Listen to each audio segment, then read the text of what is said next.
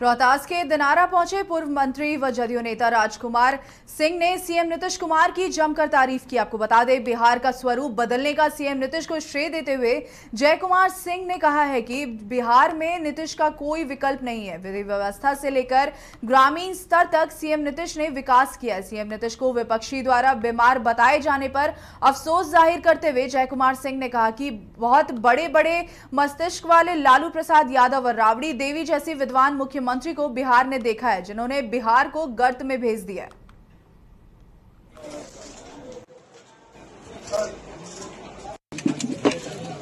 इस राज्य की विकास कहां चला गया बिहार, नहीं तो इस बिहार की एक स्वर्णिम इतिहास है।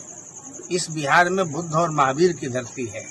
इस बिहार में सूफी और संतों की धरती रही है। इस बिहार की इतिहास बहुत बड़ी होनी चाहिए था। ये दुनिया की 40 कंट्री का राजधानी यहाँ है। इस बिहार को कितनी स्वर्णिम और सुंदर होना चाहिए था। कुछ भी नहीं हुआ। जात पात में बांट करके, ऊंच नीच में बांट करके, हिंदू मुस्लिम कर करके, और ये लोग जो भी इस बात को उठाता है, इस देश में हिंदू मुस्लिम की बातें करता है, मैं उसको कभी पसंद नहीं करता हूँ। न नीतीश कुमार करते हैं। रही बात कि बिहार की चलाने लायक नहीं है, तो आज के दिन में नीतीश कुमार की विकल्प खाली बता दे विपक्ष खाली कि नीतीश कुमार जी नहीं है, तो बताओ इस बिहार को कौन नीतीश जी जैसा बनाने वाला व्यक्ति है। एक भी नाम खोजने पर भी नहीं मिलेगा। रामनवमी से पहले आज हजारीबाग में अंतिम मंगला जुलूस निकाला जाएगा। आपको बता दें, जिसको लेकर प्रशासन पूरी तरह से अलर्ट है। हजारीबाग जिला प्रशासन 15 ड्रोन कैमरे से उपयोग मॉनिटरिंग के लिए कर रही है। आपको बताते चले, साथ ही यह सुनिश्चित कर रही है कि किसी भी छत पर पत्थर आदि इकट्ठा करके ना रखा गया हो। एसपी अरविंद कुमार सिंह ने इसकी जानकारी देते हुए बताया है कि रामनवमी शांतिपूर्ण बीते, इसे लेकर पुलिस प्रशासन पूरी तरह से अलर्ट है। वहीं ड्रोन कैमरे से उन छतों और सड़कों की मॉनिटरिंग की जा रही है जहां से रामनवमी का जुलूस गुजरती है। बताते चले आपको, जहां कहीं भी बिल्डिंग बनाने के लिए रखे गए पत्थर देखे जा रहे हैं, उन्हें तत्काल हटाने का नोटिस घर के मालिकों को दिया गया है।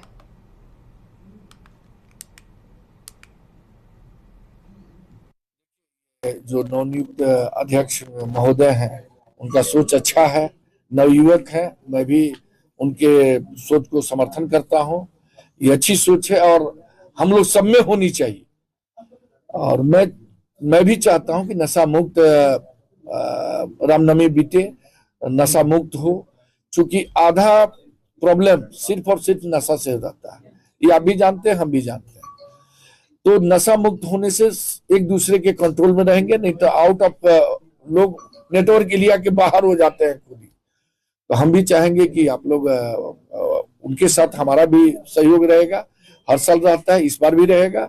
और मैं कोशिश करूंगा कि आप लोग के माध्यम से भी आप लोग भी इसको प्रसारित कीजिए कि नशा मुक्त रामनवमी हो, शांतिपूर्वक हो और सभी धर्मों के लोग मिल के मनाएं।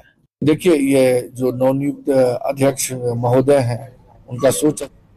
अररिया सांसद प्रदीप कुमार सिंह कल ईद के मौके पर अररिया पहुंचे थे। आपको बता दें, कल ईद के मौके पर सांसद ने दिल्ली में जाने माने सामाजिक कार्यकर्ता और देश के बड़े कारोबारी शकील सैफी से उनके आवास पर जाकर ईद की बधाई दी है। जिसके बाद शकील सैफी से सांसद ने अररिया जिले में मक्का एवं मखाना से जुड़े उद्योगों सहित अन्य उद्योगों की संभावना को लेकर लंबी बातचीत की और उनसे जिला में उद्योग धंधे स्थापित करने और अन्य कारोबार में निवेश करने की अपील की है।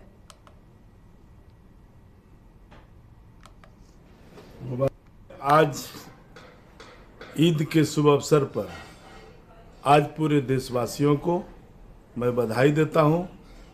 खास करके आज हमारे मित्र, हमारे बड़े भाई शकील सैफी साहब, जो समाज सेवी भी हैं और राष्ट्र हित में बहुत अच्छा काम ये करते आ रहे हैं। हमारी तो मुलाकात कम दिनों में हुई है, परंतु ये लगता है कि अगले जन्म का मेरा ये भाई है।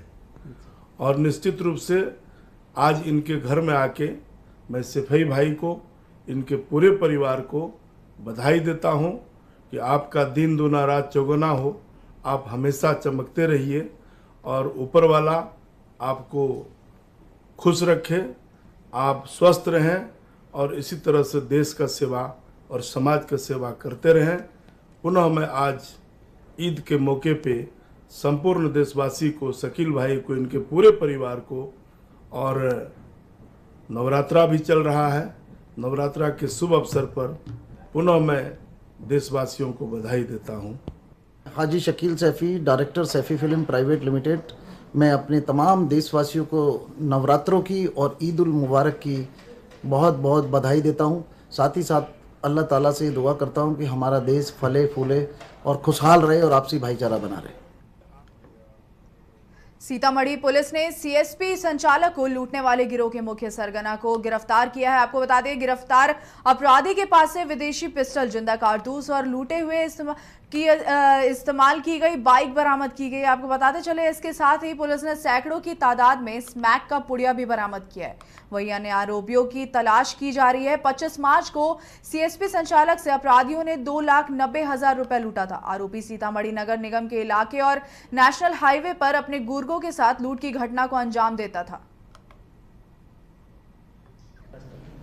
उनके लिए हमारी जांच पड़ताल वगैरह जो है काफ़ी तेज़ी में हम लोगों ने करना शुरू किया। इसी क्रम में हमें बथना थाना क्षेत्र में रघु कुमार को कुछ दिनों पहले गिरफ्तार किया गया था, जिन्हें अभी 29 तारीख को न्यायिक हिरासत में भेजा गया। और जैसे जैसे हमने गिरफ्तारियां की उसी क्रम में हमने और भी साक्ष्य संकलन किया, जो कि तकनीकी और मानवीय दोनों प्रकार के साक्ष्य हैं, जिसमें कि ऐसा पता चला कि राजू कुशवाहा, जो पूर्व से भी इनका आपराधिक इतिहास है और हम लोग काफ़ी वाकिफ़ हैं कि ये इस तरह की घटनाओं को अंजाम देते हैं, वो और इनका एक दल है जो इसके पीछे मुख्य रूप से इन घटनाओं को अंजाम देने के पीछे इनका हाथ है। हम लोगों ने जो थानाध्यक्ष नगर थाना के हैं विनय प्रताप सिंह, और हम लोग साथ में थे, हम लोगों ने उनको एप्रीहेंड किया वाहन चेकिंग के दौरान में।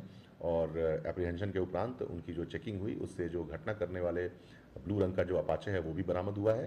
साथ ही एक पिस्टल जो कि 7.65 mm वाला है, साथ ही उसके साथ 4 जिंदा कारतूस थे और एक 73 पुड़िया जो है स्मैक का भी इनके पास था, जिसके ये खरीद फरोख्त करते थे, ऐसा पूछताछ कर प्रकाश में आया है।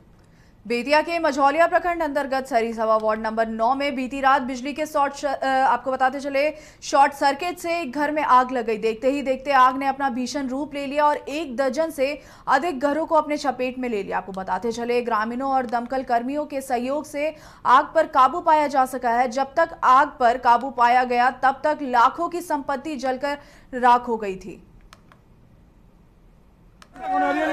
बिजली के बोर्ड में जो है ना पोल, इसी में बोर्ड में आगे धरा, ठीक है, आगे से क्या हुआ, तार जला, तार का हुआ कि एक घर पे गिर गया, उसमें आग लग गया। वहीं आग पूरा घर में दर्जनों घर में फैल के पूरा राख कर दिया। पटना सिटी क्षेत्र के आलमगंज थाना अंतर्गत नया गांव मोहल्ले में ठेले पर एक युवक का शव बरामद किया गया है। आपको बताते चले, शव देखकर स्थानीय लोगों में हड़कंप मच गया, जिसके बाद स्थानीय की सूचना पर प्रशासन घटनास्थल पर पहुंची और सीसीटीवी फुटेज के आधार पर जांच पड़ताल करने में जुटी है। आपको बताते चले, वहीं एएसपी अतुलेश झा ने मामले पर तुरंत कार्रवाई करने के आदेश दिए हैं।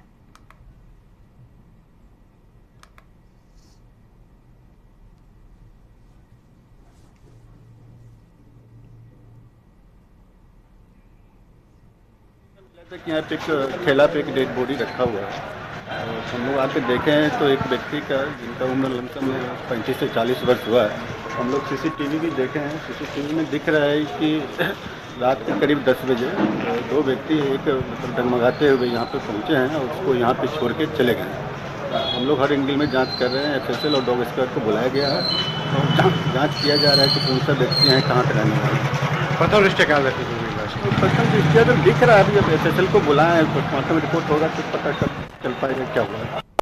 झारखंड विधानसभा चुनाव के बाद सूबे में ईडी को लेकर बहस छिड़ गई। आपको बताते चले, जिसको लेकर बीजेपी कांग्रेस आमने सामने है। एक तरफ जहां कांग्रेस ने ईडी की कार्यशैली पर सवाल उठाते हुए बीजेपी पर हमला बोला है, तो वहीं दूसरी ओर बीजेपी का कहना है कि एजेंसी अपना काम निरंतर कर रही है और चूंकि बड़े चेहरों पर पूर्व से ही कार्रवाई कर दी गई है, वहीं जहां भ्रष्टाचार घोटाला का मामला आता है तो उसमें कार्रवाई की जाती है।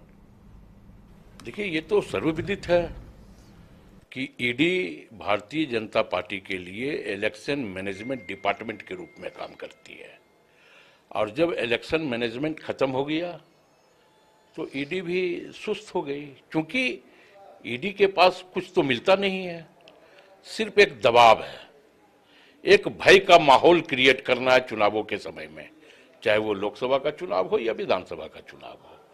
तो लोकसभा के चुनाव में भी अहंकार खत्म हो गया, और विधानसभा के चुनाव में जनादेश इतना प्रचंड मिला, जनता का इतना जबरदस्त आशीर्वाद मिला, झोली भर के जनता का प्यार मिला, समर्थन मिला कि भारतीय जनता पार्टी का कब्जा किए हुए सभी संवैधानिक संस्था को पता चल गया कि जनता सर्वोपरि है, जनता मालिक है।